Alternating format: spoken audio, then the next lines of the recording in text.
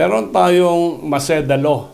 At ito ay nag-a-apply sa so-called Realty Installment Buyer Act. At ang batas na ito ay nag-a-apply sa mga transaksyon tungkol sa lupa, no, and the improvements na pag hindi ka nakabayad within the stipulated term, pwedeng humingi ka ng refund doon sa seller ng property.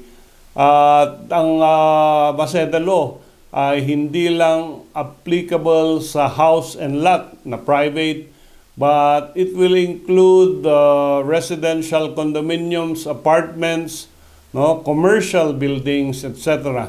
And ang sabi ng Maseda Law, of course, this was named after Senator Ernesto Maceda, na ang purpose ng law na ito ay to protect yung mga buyers of real property bought on installment plan. Siyempre, kuminsan pirma lang tayo ng pirma, hindi natin tinitignan yung mga onerous and oppressive conditions.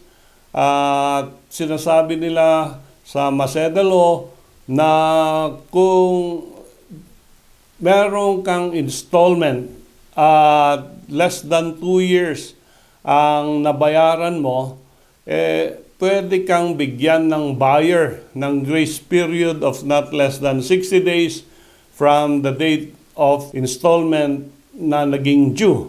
And pag hindi mo pa rin nabayaran despite the 60-day extension, the seller may cancel the contract after 30 days from receipt by the buyer of the notice of the cancellation through a notarial act.